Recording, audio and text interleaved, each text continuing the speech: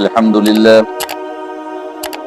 لله نحمده ونستعينه ونستغفره ونؤمن به ونتوكل عليه ونعوذ بالله من شرور أنفسنا ومن سيئات أعمالنا من يهده الله فلا مضل له ومن يضلله فلا هادي له ونشهد أن لا إله إلا الله وحده لا شريك له ونشهد أن سيدنا ومولانا وسندنا محمدا عبده ورسوله أما بعد فأعوذ بالله من الشيطان الرجيم بسم الله الرحمن الرحيم وقضى ربك ألا تعبدوا إلا إياه وبالوالدين إحسانا وقال النبي صلى الله عليه وسلم من أحب أن يمد الله في عمره ويزيد في رزقه فليبر والديه وليصل رحمه أو كما قال عليه الصلاة والسلام۔ محترم دوستو، بزرگوں، عزیز دینی ایمانی بھائیوں، کبیرہ گناہوں میں سے یعنی بڑے گناہ کہ جو توبہ کیے بغیر اگر ہمارا انتقال ہو گیا، اللہ کے پاس چلے گئے، تو اس کا عذاب یقینی ہوتا ہے، قبر میں بھی ہوتا ہے اور قبر کے بعد محشر کی زندگی میں بھی ہوتا ہے، اور اس کے بعد سب سے ہولناک عذاب ہے جہنم کا، وہ تیسرا اسٹیپ ہے۔ اللہ کے یہاں عذاب کے بھی اسٹیپ ہے، لیول ہے، کہ جو بھی انسان نافرمانیاں کرتا ہے تو اس کو پہلا عذاب دنیا میں ملتا ہے، لیکن دنیا کے اندر مکمل عذاب نہیں ملتا، تکلیفوں کی شکل میں ہوتا ہے۔ اور تکلیف وہ انسان یوں سمجھتا ہے کہ شاید یہ میڈیکل پرابلمس ہے، یا ہے کہ یہ میری کوئی ایسی پلاننگ جو صحیح نہیں ہوئی اس لیے پرابلمس آ گئے، تو اللہ تعالیٰ اس کو دنیا کے چیزوں میں الجھا کے چھوڑ دیتے ہیں، اور دنیا کی چیزوں میں پریشان ہو جاتا ہے، تو وہ انسان یہ سمجھتا ہے کہ یہ پریشانیاں جو ہے وہ میری ہی وجہ سے، حالانکہ وہ اس کے ہی اعمال کا نتیجہ ہوتی ہے۔ تو ایک عذاب دنیا میں جس کو اللہ نے سورہ سجدہ بیان فرمایا ہے کہ ہم قیامت والا عذاب تو نہیں دیں گے، لیکن تھوڑا سا مزہ دنیا میں چکھائیں گے۔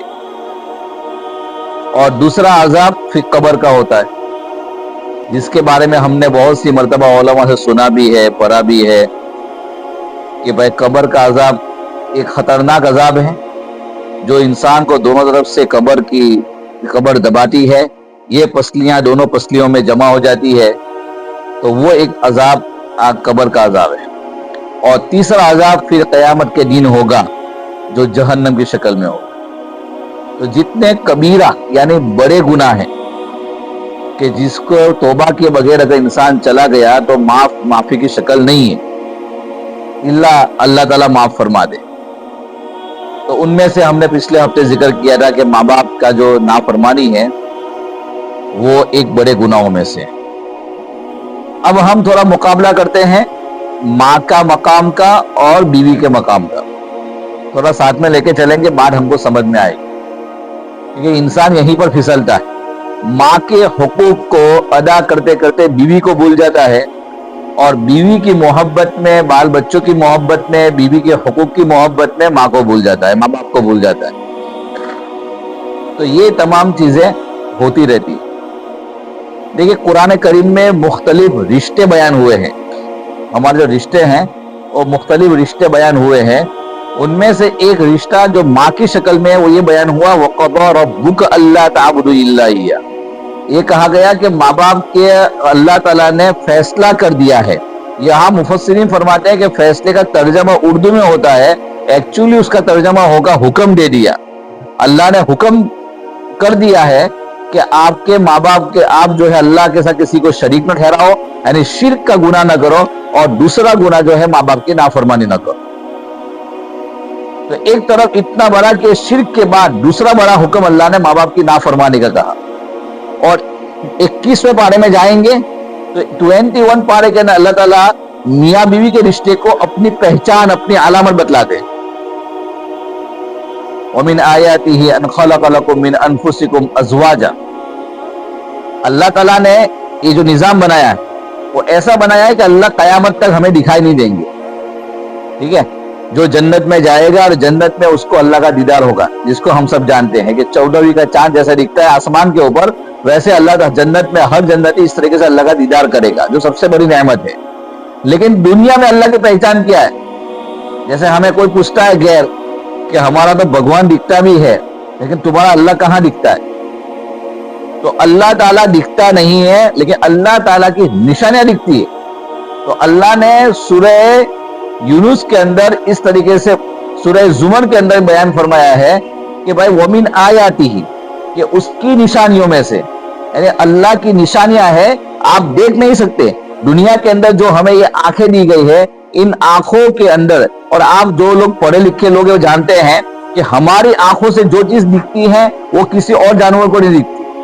جانوروں کو جو چیز دکھتی ہے وہ دوسرے اور جانوروں کو نہیں۔ ہر مخلوق کے اندر، جیسے مچھلی ہے، سمندر کی مچھلی کے آنکھوں کے اندر وہ اللہ نے بلب رکھے ہیں کہ سمندر کی تہ سے اندھیرے کے اندر ہر چیز وہ دیکھ سکتی ہے، ہم نہیں دیکھ سکتے۔ ٹھیک ہے، آپ نے اذان کے وقت دیکھا ہوگا کہ اذان ہو رہی ہے، کتے بھونکتے ہیں، اور آپ نے سنا ہوگا کہ اس وقت کتے اس لیے بھونکتے ہیں کہ شیاطین کو بھاگتے ہوئے دیکھتے ہیں۔ تو یہ چیز کتوں کو دکھائی دے رہی ہے۔ قبر کا عذاب جانوروں کو محسوس ہوتا ہے، ہمیں محسوس نہیں ہوتا۔ تو یہ جو احساسات ہے اور جو مشاہدات ہے، اللہ تعالیٰ نے جتنی مخلوقات بنائی ہے ان تمام مخلوقات کو ڈیفرنٹ یہ جو آنکھوں کے اندر روشنی ہے، جو بلب ہے، الگ الگ دیے ہوئے ہیں۔ تو اللہ نے اللہ کے جو عذاب ہے، اللہ کا جو غیبی نظام ہے، اللہ کا جو ہمیں فرشتے وغیرہ نہیں دکھتے ہیں، اللہ نے ہمیں وہ آنکھوں کی طاقت نہیں دی ہے۔ ہمیں سے بھی یہ کہا ہے الذین یؤمنون بالغیب، آپ کو صرف نبی بتلائے گا، آپ کو ماننا یہی ایمان ہے۔ نبی نے بتلایا، آپ کو نے سنا، آپ نے دل میں اتارو، مانو، یہی ایمان ہے۔ اس کے بعد جو ہے اسٹیپ بائی اسٹیپ وہ چیزیں آئے گی، آپ کو دکھائی دے گا۔ بات سمجھ میں آ رہی ہے؟ تو اللہ نے اپنی نشانیوں میں سے اتنی بڑی چیز، ایک نشانی یہ بتلائی ہے ہسبینڈ وائف کا رشتہ۔ ماں باپ کا رشتہ نہیں بتلایا، ماں باپ کا رشتہ نہیں بتلایا کہ ماں باپ جو ہے یہ رشتہ اللہ کی نشانیوں میں سے۔ بھائی بہن کا رشتہ ماں باپ کی نشانیوں میں سے، یا اور کوئی رشتہ۔ قرآن میں رشتے کے تعلق سے صرف ہسبینڈ وائف کا رشتہ تعلق بتلایا کہ یہ میری پہچان، میری نشانیوں میں سے ہے کہ تم لوگ میرا نام لیتے ہو، میرا نام لیتے ہی جو اجنبی تھے وہ میاں بیوی بن جاتے ہیں، ہسبینڈ وائف بن جاتے ہیں۔ بات سمجھ میں آ رہی ہے؟ تو اب جو ہے ایک طرف میاں بیوی کے رشتے کو اتنی اہمیت ہے کہ اللہ نے اپنی نشانی بتلائی، اور دوسری طرف ماں باپ کے بارے میں بتلایا کہ ان کی نافرمانی بالکل اللہ تعالیٰ کو منظور نہیں ہے، بلکہ فیصلہ کر دیا کہ اگر اس کی نافرمانی کریں گے تو اس کا انجام ہی ہمارا جہنم کی شکل میں ہوگا۔ تو اس دونوں کو بیلنس کرنا ہے۔ اب ہم ذرا ماں باپ کی طرف آتے ہیں۔ تو ماں اور باپ یہ ہر مذہب میں نے 3-4 چیزیں دیکھی، 3-4 چیزوں کا مطالعہ کیا، اس سے پتا چلا کہ ماں باپ کا رشتہ سکھ مذہب ہو یا بدھ مذہب ہو یا عیسائیت ہو، زبور ہو، انجیل ہو، یا ایک ہندو مذہب ہو، ہر مذہب کے اندر اس کو ایک مقام دیا گیا ہے۔ حضرت موسیٰ علیہ السلام کے اوپر جو کتاب نازل ہوئی تورات، اس تورات کے اندر پہلا حکم وحدانیت کا ہے۔ تورات کے اندر پہلا حکم اللہ کا وحدانیت کا ہے، جو موسیٰ علیہ السلام کو نازل ہوئی۔ وحدانیت کے بعد دوسرا حکم اللہ نے تورات میں یہ دیا ہے کہ اپنے ماں اور اپنے باپ کی عزت کرو، اپنے ماں باپ کی عزت کرو۔ اس کے بعد جتنے صحائف اللہ نے دنیا میں بھیجے ہیں ان تمام صحائف میں بھی شرک کے بعد دوسرا حکم ہے ماں باپ کی عزت کرنا۔ سکھ مذہب میں کہا کہ سکھ اور بدھ مذہب میں کہا گیا ہے کہ جو ماں باپ کی عزت نہیں کرتا اس کو وید کی باتیں سمجھ میں نہیں آتی۔ ہندو مذہب میں کہا گیا ہے جو ماں باپ کی عزت نہیں کرتا ان کو دیوی دیوتاؤں کا سایہ نہیں ملتا ہے۔ خیر، کہنے کا مقصد یہ ہے کہ ہر مذہب کے اندر، دنیا کے اندر اللہ رب العزت کے بعد اگر اللہ نے کسی کو بڑا مقام دیا ہے تو وہ والدین کو دیا ہے، اور اس بڑے مقام کی وجہ سے اگر کوئی انسان ان کی نافرمانی کرتا ہے تو فرمایا کہ جو ہے وہ گناہ کا مرتکب ہوگا کہ جس کی سزا دنیا اور آخرت میں اس کو ملے گی۔ ماں باپ کی خدمت کے سلسلے میں کیا ملتا ہے انسان کو؟ میں نے پچھلے ہفتے آپ کو تھوڑی سی 2-3 واقعات کی روشنی میں بتلایا تھا جو ہمارے اطلاع میں واقعات ہیں۔ اس اعتبار سے آپ کو بتلایا تاکہ ہمیں ذرا محسوس ہو۔ ماں باپ کی خدمت کے سلسلے میں نبی کریم صلی اللہ علیہ وسلم نے فرمایا کہ جو انسان یہ چاہتا ہے بر آبائکم تبرکم ابناؤکم، پہلا حکم فرمایا کہ اگر آپ اپنی عمر میں، ہماری زندگی میں، نمبر 2 روزی میں، اور نمبر 3 آپ یہ سوچتے ہو کہ دوسرے بھی آپ کا ادب و احترام کرے، آپ کی اولاد بھی آپ کا ادب و احترام کرے، تو 3 حدیثیں ہیں۔ اللہ کے نبی نے فرمایا کہ اگر تم چاہتے ہو کہ تمہاری عمر میں برکت ہو تو فرمایا الا بر الوالدین، الا بر الوالدین، اپنے والدین کے ساتھ آپ نیکی کا، فرما برداری کا سلوک کرو، اللہ آپ کی عمر میں برکت عطا فرمائے۔ علماء فرماتے ہیں کہ فرما برداری اور نافرمانی میں کیا فرق؟ فرمایا کہ نافرمانی یہ ہے کہ ماں باپ سے اونچی آواز میں بھی بات نہ کرنا، نمبر 2 ان کی طرف تیز نگاہ بھی نہ کرنا، اور نمبر 3 فرمایا کہ کوئی ایسا کام نہ کرنا کہ آپ کے ماں باپ کا دل دکھے یا رونا آئے، ایسا کوئی کام نہ کرنا۔ اگر آپ کے ماں باپ آپ کے کسی کام کی وجہ سے روئے، ان کی آنکھوں میں آنسو آئے، آپ کی وجہ سے ان کو تکلیف ہوئی، یا آپ نے تیز نگاہوں سے دیکھا، یا آپ نے ان کے ساتھ زور آواز سے بات کی جن کو ان پسند نہیں کرتے ہیں، تو فرمایا کہ آپ نے نافرمانی کی۔ ابھی جو نافرمانی ہوئی ہے، ملا علی قاری رحمۃ اللہ فرماتے ہیں کہ آپ نے ایک نافرمانی کی تو آپ کو جتنا جلدی ہو سکے ماں باپ سے معافی مانگنی چاہیے، ورنہ وہ جو ہے فوراً آپ اللہ کی نگاہوں سے گر جاتے ہیں۔ ایک حدیث شریف ہے، اللہ تعالیٰ فرماتے ہیں کہ روزانہ، اللہ کے نبی نے فرمایا کہ روزانہ اللہ تعالیٰ فرشتے کو بھیجتا ہے، روزانہ اللہ تعالیٰ فرشتے کو بھیجتا ہے، اور فرماتے کہ جاؤ دیکھو، میں حدیث کا مفہوم سنا رہا ہوں کہ جاؤ دیکھو کون ہے جس نے اپنے ماں باپ کو ناراض کیا ہے، اور کون ہے جس نے اپنے ماں باپ کو راضی کیا ہے، جس نے اپنے ماں باپ کو ناراض کیا، اور وہ کون ہے جس نے اپنے ماں باپ کو راضی کیا ہے۔ کہ اللہ تعالیٰ سب جانتے ہیں، لیکن فرشتے جا کر کہتے ہیں کہ فلاں نوجوان سے ان کے ماں باپ نے اس حال میں رات گزاری کہ اس کے ماں باپ اس سے خوش تھے۔ فرشتے جاتے ہیں اور کہتے ہیں کہ فلاں نوجوان سے ان کے ماں باپ نے اس حال میں رات گزاری کہ ان کے ماں باپ خوش تھے، تو اللہ تعالیٰ حکم دیتے ہیں کہ اللہ اس کی عمر میں، اس کے مال میں، اس کے رزق میں برکت عطا فرمائے۔ اور اگر فرشتے کہتے ہیں کہ اس کے ماں باپ نے اس حال میں رات گزاری کہ اس سے ناراض تھے، کہا کہ اس سے جو ہے سب کچھ چھین لیا جائے، اس سے سب کچھ چھین لیا جائے۔ حضرت عمر رضی اللہ تعالیٰ عنہ، ابو زرعہ کی حدیث ہے، حضرت عمر رضی اللہ تعالیٰ عنہ کے پاس ایک شخص آیا اور کہا کہ میری ماں بہت محتاج ہے، باپ کا انتقال ہو گیا ہے، میری ماں بہت محتاج ہے، چلنے پھرنے سے قاصر ہے، چل نہیں سکتی ہے۔ اس زمانے میں ویل چیئر وغیرہ تو تھی نہیں، اس زمانے کے ویل چیئر انسان ہی تھے، اپنی ماؤں کو، بوڑھے لوگ کو اپنے اوپر سوار کر لیتے تھے، چلتے تھے۔ تو فرمایا کہ حضرت عمر کے پاس آیا اور کہا کہ میں اپنی ماں کو کئی سالوں سے اپنی کمر پر ان کی ہر چیز، اس کی ہر حاجت پوری کرتا ہوں، یہاں تک کہ اس نے کہا قضاء حاجت یعنی واش روم جانا ہے، جو اس زمانے میں لوگ باہر جاتے تھے، کہا اس کے لیے بھی اپنی ماں کو پیٹھ پہ سوار کر کے لے جاتا ہوں، اور میری ماں جب قضاء حاجت کرتی ہے میں اپنا چہرہ گھما لیتا ہوں، یہاں تک کہ میں سفر بھی میں کرتا ہوں۔ اس نے کہا کیا میں نے اپنی ماں کا حق ادا کر دیا؟ حضرت عمر رضی اللہ تعالیٰ نے فرمایا کہ تیرا اور تیری ماں کے اندر یہی فرق ہے کہ تو یہ سب کرنے کے بعد مجھے پوچھ رہا ہے حق ادا کر دیا، جبکہ تیری ماں جب بچپن سے تیری خدمت کر رہی تھی تو تیری ماں ہر قدم میں دعا کر رہی تھی یا اللہ میرے بچے کی عمر کو لمبی کر، اور تو اب یہ کہہ رہا ہے کہ میں نے اس کا حق ادا کر دیا۔ ایک شخص جو ہے عمرہ کر رہا تھا اور عمر رضی اللہ تعالیٰ عنہ بیٹھے ہوئے تھے، تو آپ نے کہا عمر رأى رجلا يحمل امه ويقول، کہ اپنے ماں کو اٹھائے ہوئے تھا اور کہہ رہا تھا احمل امی وهي الحمالة ترضعني الدر والعلالة۔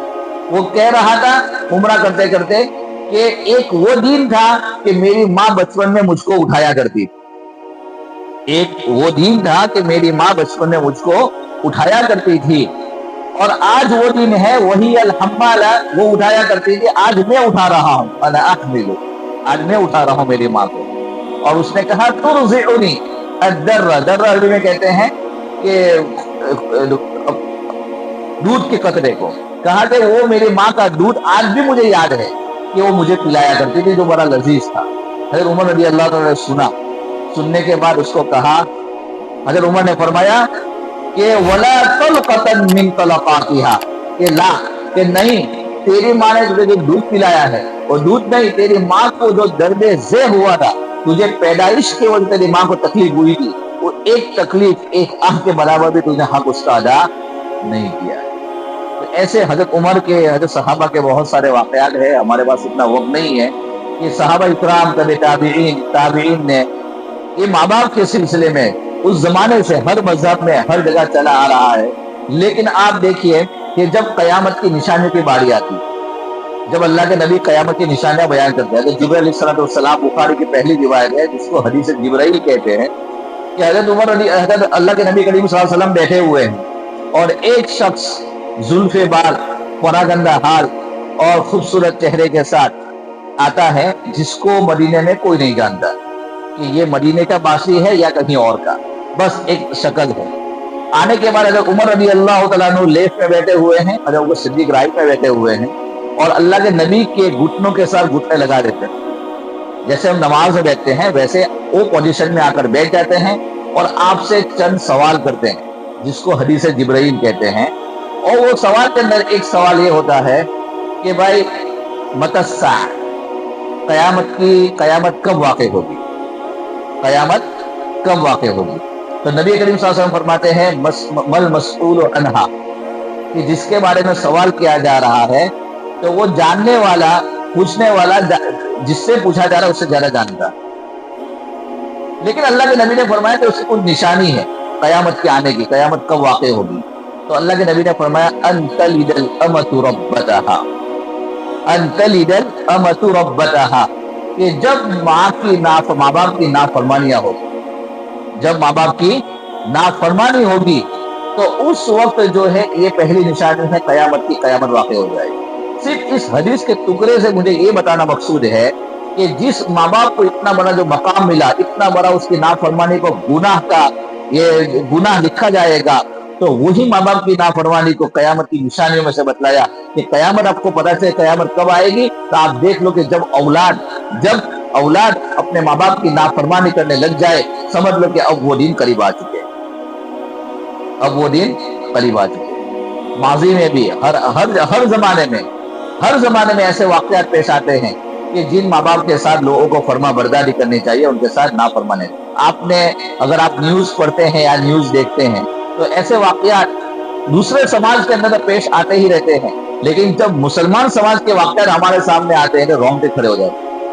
करीबी मुल्क हमारा जो है, जो ला इलाहा इल्लल्लाह की बुनियाद पर बना, उस मुल्क के अंदर सबसे ज्यादा मेरे ख्याल से वाकयात पेश आते हैं माँ बाप के साथ नाफरमानी की। इसी रमजान का वाकया है कि जिन माँ बाप ने बच्चों को बड़ा किया, बड़ा करके कर्जा कर करके उनको पढ़ाया, पढ़ाने के बाद उनको दूसरे मुल्क के अंदर भेजा। माशाअल्लाह बहुत सारे बहुत अच्छे भी होते हैं जो माँ बाप की फर्मा बरदारी, ताबेदारी और माँ बाप की खुशी में अपने खुशी समझते हैं। कुछ ऐसे भी होते हैं कि लोग उनको बाहर उनको दीनदार समझते हैं, लेकिन वो अपने माँ बाप के ऊपर जो बीवी की मोहब्बत में जुल्म करते हैं जिसकी कोई इंतहा नहीं होती। मार धार तो आज कॉमन हो चुका है, माँ के ऊपर हाथ उठाना एक कॉमन हो चुका है कि माँ के ऊपर लोग हाथ डाल, माँ को बुरा बोलना, कुत्ते की तरह भौंकती रहती है, गधे की तरह बोलती रहती है, ये कॉमन हो चुका है। अबू हाजिम रहमतुल्लाह बहुत बड़े बुजुर्ग गुजरे हैं, बहुत बड़े हमारे अस्लाफ में से गुजरे हैं। उन्होंने लिखा है अपना खुद का वाकया कि मैं एक सफर से लौट रहा था और शहर करीब नहीं था, रात का वक्त हो चुका, मैं एक जंगल में सफर कर रहा था। मैंने वहां दो खैमे देखे। एक खैमे के अंदर एक नौजवान औरत थी, दूसरे खैमे के अंदर एक बूढ़ी औरत थी। मैंने कहा कि रात यहाँ गुजार सकता हूँ? उन्होंने कहा कि भाई हमारे पास तो खाना पीना के लिए कोई भी चीज नहीं है, हम भी दूसरों के सहारे पर यहाँ जीते हैं, जो यहाँ से गुजरता है वो हमें कुछ खाना दे जाता है। अब वो हासिम रहमतुल्लाह फरमाते हैं कि फिर आप यहाँ क्यों रहते हैं?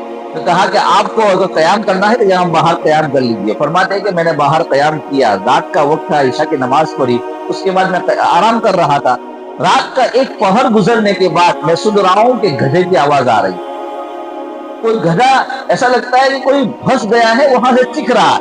मैं उस सिंध चलने के बाद आगे चलने के बाद देखा एक कब्र है, कब्र से गधे की आवाज आ रही। मैंने आकर इन औरतों से जिक्र किया कि क्या आपने गधे की आवाज नहीं सुनी?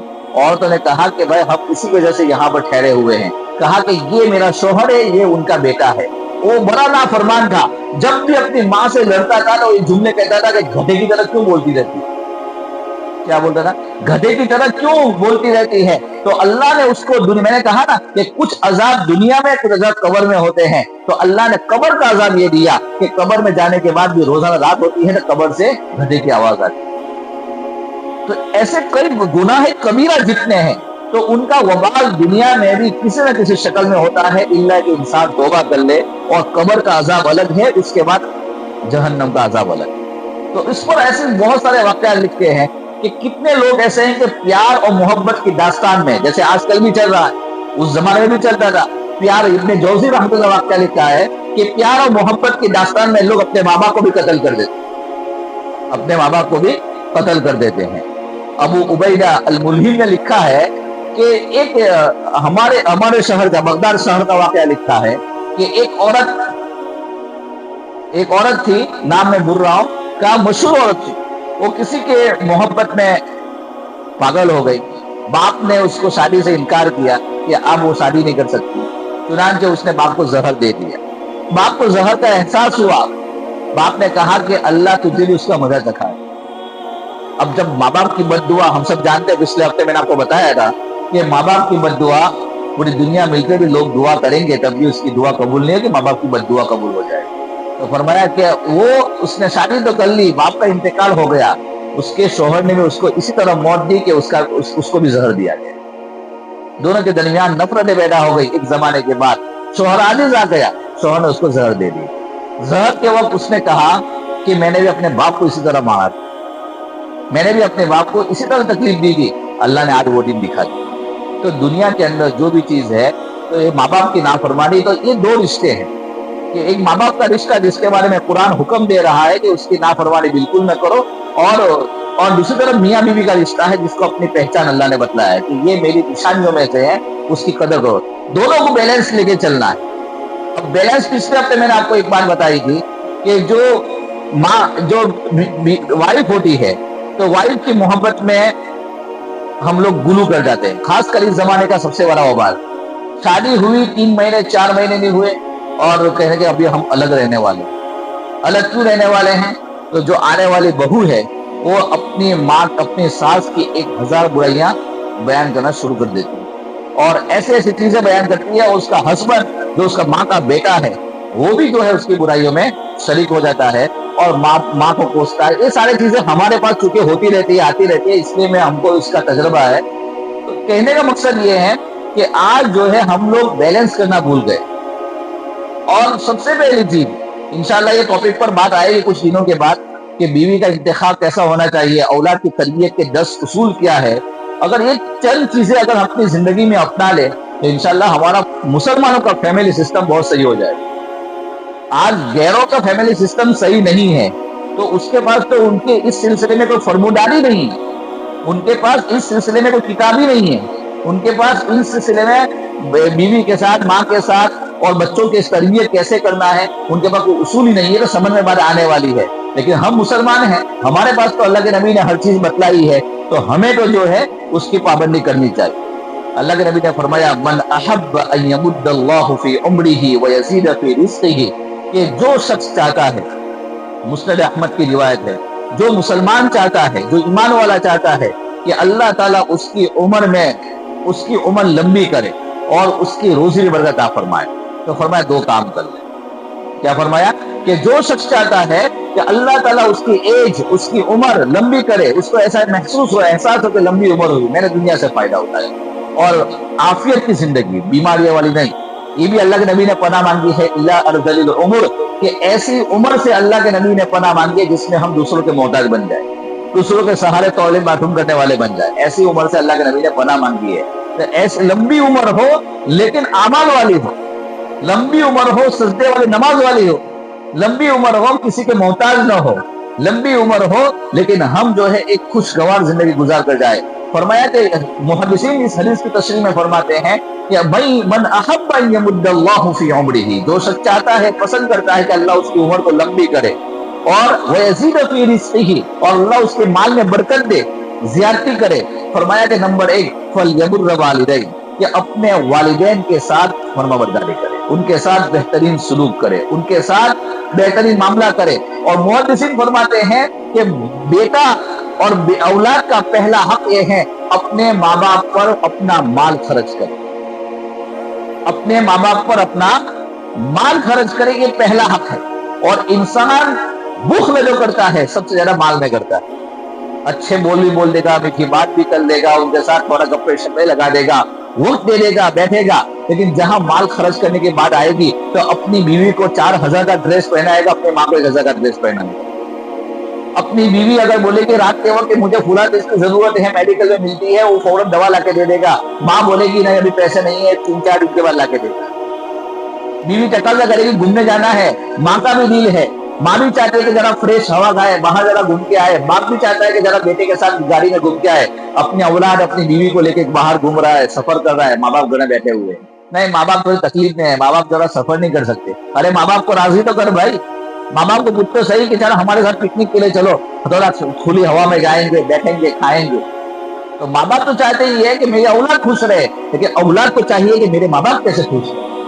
ماں باپ تو آخری وقت تک یہ کہیں گے کہ بھائی میرے اولاد کو اللہ لمبی عمر عطا فرمائے، ان کا نصیبہ بلند کرے، اللہ ان کو ہر حال میں خوش رکھے۔ اور اگر ماں باپ اپنی اولاد کو بوڑھا پے میں بھی دیکھتی ہے کہ میرا جوان بیٹا ہے قرضوں میں ڈوب گیا ہے، باپ چپ کے گھروں میں جاتا ہے، مالداروں کے پاس جاتا ہے، ہاتھ لمبا کرتا ہے، تھوڑا سا پیسہ دے دیجیے میرا بیٹا قرضے میں۔ غریب سے غریب آدمی جس کو حالات آتے ہیں، اور بیٹا اگر کسی کام میں پھنس گیا، بزنس میں نقصان ہو گیا یا جیل میں چلا گیا، غریب آدمی باپ جو ہے اپنی حالت کو نہیں دیکھتا ہے، وہ لوگوں کے دروازے پر جاتا ہے، لوگوں سے بات کرتا ہے، روتا ہے اور پیسے لا کر اپنے بیٹے کو چھڑواتا ہے۔ یہ ایسی محبت ہے، یہ محبت ہے۔ تو یہ ماں باپ کی محبت کبھی کم نہیں ہوتی ہے، لیکن اولاد جو ہے اپنی اولاد ہونے کے بعد یا اپنی بیوی کی محبت میں بہت جلد اپنے ماں باپ کو بھول جاتی ہے، ان کی خواہشات کا خیال نہیں رکھتی۔ ایک آدمی نے، ایک عورت نے ہم کو بتایا کہ اس کا بھائی ہے گھر میں، اس کی شادی ہو گئی، وہ اپنے شوہر کے ساتھ رہتی ہے، گھر میں اس کے 2 بھائی رہتے ہیں۔ اس گھر میں وہ دونوں بھائی جب شام کو آتے ہیں تو باہر سے جو چیزیں آج کل مشہور ہے، آئس کریم ہے، برگر ہے، پیزا ہے، وہ لے کر آتے ہیں۔ لے کر آنے کے بعد سیدھے اپنی بیگ اپنی بیوی کے ساتھ لے کر روم میں چلے جاتے ہیں۔ ماں باپ جو ہے جو گھر میں پکا ہوا کھانا ہے وہی کھاتے ہیں، اور وہ بیچارے اپنا جو لائے ہوئے ہیں وہ کھاتے ہیں۔ تو باپ نے ایک مرتبہ بیٹے کو کہا کیا تیرا باپ جب بھی کام پر سے آتا تھا، اتنے سال اس نے جاب کیا، تو میں نے راستے میں دیکھتا تھا کون سی اچھی چیز آج نہیں آئی ہے جو میرا اولاد کے لیے لے جاؤں، آج تم ہو کہ لے کر آ رہے ہو اور چپ کے اپنی بیوی کے ساتھ کھا رہے ہو، چپ کر اپنی بیوی کے ساتھ کھاتے ہیں۔ یہاں یہ کھانا کھلانا پلانا اور خرچ کرنا یہ پہلا ماں باپ کا حق ہے۔ اس لیے بعض احادیث میں، چاہے وہ ضعیف ہے لیکن بعض احادیث میں یہاں تک آیا ہے، معاذ بن جبل رضی اللہ تعالیٰ عنہ کی روایت ہے، اللہ کے نبی نے فرمایا کہ تیرا مال اور تیرے اہل و عیال اگر تجھے تیرے ماں باپ چھوڑنے کا حکم کرے تو چھوڑ دے، تیرے ماں باپ تیرے مال کو چھوڑنے کا حکم کرے کہ مال چھوڑ دے میرے لیے تو چھوڑ دے، اور کہے کہ تیرے اہل تیری بیوی نافرمان ہے اور اسلام کے مطابق تیرے لیے ٹھیک نہیں ہے، چھوڑنے کا حکم کرے چھوڑ دے۔ یہ 3 سے 4 حدیثوں میں آیا ہے، اور صحابہ نے اس کا پریکٹیکل بتایا بھی ہے اپنے زمانے میں۔ تو کہنے کی ساری باتوں کا خلاصہ یہ ہے کہ نمبر 1 چیز جو انسان بخل کرتا ہے، مال میں کرتا ہے، تو علماء نے لکھا ہے کہ الانفاق علی الوالدین، کہ پہلا اپنے ماں باپ کو خرچ کرنا، نیت کرے کہ انشاءاللہ ہم جو مہینہ کماتے ہیں اس میں ایک مخصوص رقم اپنے ماں باپ کو دیں گے، کریں گے انشاءاللہ۔ آپ نیت کرو، انشاءاللہ آپ کے مال میں اللہ برکت عطا فرمائے گا۔ اور دوسرا جو ہے، دوسرا حکم ہے اپنی اولاد پر خرچ کرنا، اپنی فیملی پر خرچ کرنا، دوستوں پر نہیں، اپنی فیملی پر خرچ کرو، اور اس میں بھی جو ہے اسراف نہ ہو، بلکہ جو چیزیں ہیں واجب ہے، ضروری ہے، تو اپنے اوپر خرچ کرے، اس میں بخل سے کام نہ لے۔ بیوی کہہ رہی ہے پورا مسالہ ختم ہو گیا، پورا راشن ختم ہو گیا، اب لکھ رہی ہے 3 کلو، لے آ رہا ہے 2 کلو، اب کہہ رہے مہینے کا اتنا ہوگا، اب غصہ ہو رہا ہے، ارے اتنا کیسے خرچ ہو رہا ہے؟ ارے بھائی کہاں خرچ ہو رہا ہے؟ اپنے فیملی کو خرچ ہو رہا ہے، اور جتنا اپنوں میں خرچ ہوگا اتنا اللہ برکت عطا فرمائے گا، اتنا اللہ برکت عطا۔ اب یہاں پر ایک انسان 1.5 لاکھ کا موبائل خریدتا ہے، 1.5 لاکھ کا موبائل خریدتا ہے، موبائل خریدنے کے بعد گھر میں جو ہے بیوی پر جب خرچے کی بات آتی ہے بولا پیسے نہیں۔ یہ بھی ہمارے درمیان ہمارے نوجوان آج جو شادیاں کر رہے ہیں ان میں بہت ہو رہا ہے۔ اب بیوی مانگ رہی ہے تو پیسے نہیں ہے، اب بیوی کو ہاتھ دھونا شروع کر دیا، جب بیوی نے تھوڑا تقاضا زیادہ کیا ہاتھ دھونا شروع کر دیا۔ تو یہ ساری جو فضولیات یعنی اپنے اوپر خرچ کرتے ہیں لیکن اپنی فیملی پر خرچ نہیں کرتے، اپنے ماں باپ پر خرچ نہیں کرتے۔ اور تیسری چیز، مفتی ظفر علی خان رحمۃ اللہ علیہ، یہ ہمارے پڑوس ملک کے ایک بہت بڑے شخصیت گزرے، بہت بڑے عالم گزرے، انہیں فرمایا اگر آپ کو کسی کے حسد سے، کینہ سے، جادو، جنات، ٹونا وغیرہ سے بچنا ہے، بولا ایک عمل کر لینا جو مجھے یاد آ گیا، آپ کو میں بتلا رہا ہوں کہ سال میں کم از کم ایک بار، ہو سکے تو 2 بار، اور اس سے زیادہ ہو سکے 3 بار، پورے اپنے ماں کے خاندان والے جو قریبی لوگ ہیں، اپنے ابا کے خاندان والے جو کئی چچا وغیرہ، ان کے بیٹے وغیرہ، ان کو جمع کرو، جمع کر کے ایک بڑا جانور ذبح کرو، اور ذبح کر کے ان سب کو دعوت کھلاؤ، ہو سکے تو کم از کم 1 بار ورنہ 3 بار کا یہ عمل کر لو۔ یہ وہ برکت والا عمل ہے کہ لوگ چاہنے کے باوجود بھی اکثر و بیشتر یہ ٹونا، جادو، جنات کرنے والے جو لوگ ہوتے ہیں یہ قریبی لوگ ہوتے ہیں، کوئی دور کا آدمی آ کے نہیں کرتا، قریبی لوگ کرتے ہیں۔ تو فرمایا کہ اس طریقے سے اگر کریں گے آپ کے اللہ تعالیٰ مال اور دولت اور آپ کی عمر برکت عطا فرمائے گا۔ اور نمبر 2، انشاءاللہ کوئی بھی چیز آپ کو اثر نہیں کرے گی۔ فرمایا کہ جس تاجر کو میں نے بتلایا ہے وہ تاجروں نے عمل کیا، اللہ نے ان کے مال و دولت میں خوب برکت عطا فرمائی۔ لیکن اگر آپ یہاں دور رہتے ہیں، اپنی فیملی کہیں اور ہے، تو آپ یہاں سے بیٹھے بیٹھے پیسے بھیج کے بھی دعوت کر سکتے ہیں، پیسے بھیج کے بھی دعوت کر سکتے ہیں۔ لیکن اس زمانے کا حال یہ ہے کہ ہم نے دعوت کا سلسلہ ہی بند کر دیا ہے، رشتہ داروں کے لیے تو بالکل بند کر دیا ہے۔ مشکل سے سالی اور سالہ آ کے کھا لیتے ہیں، یہ خود کا بھائی آگے نہیں کھا سکتا، خود کی بہن گھر میں نہیں آ سکتی، خود کی بہن 20 بچوں کے ساتھ 2 دن گزارنے نہیں آ سکتی ہے، سالہ اور سالے صاحب آ کے 10 دن رہ سکتے۔ رشتے کے اعتبار سے قریب یہ ہیں، جتنا قریب یہ ہے اتنا وہ قریب نہیں ہے۔ یہ تمام کی تمام چیزیں ہماری بے برکتی کا سبب بنتی ہے کہ ہم لوگ رشتہ داریاں بھول گئے۔ تو نمبر 1 والدین پر خرچ کرنا، یہ ہماری عمر میں اور ہمارے روزے برکت پیدا کرنے والی چیز ہے۔ اور نمبر 2 رشتہ داری کے ساتھ فلیصل رحمہ، کہ اپنے رشتہ داروں کے ساتھ اچھا سلوک کرنا، وہ 3 طریقے سے ہوتا ہے۔ رشتہ داروں کے ساتھ جو ہمارا رویہ ہوتا ہے اور بہترین سلوک کرنا ہے وہ 3 طریقے سے۔ اگر آپ قریب میں رہتے ہیں اور آپ کے بھائی، آپ کی فیملی، آپ کے بہن وغیرہ بھی قریب میں رہتے ہیں، تو کم از کم ہفتے میں 1 دن نکالے اور ان کے گھر پہ سلام کلام کر کے آ جائے۔ ہفتے میں 1 دن، مہینے میں کم از 15 دن میں 1 دن نکالے، ان کے گھر پہ جائے، سلام کلام کر اور خیر خیریت پوچھے۔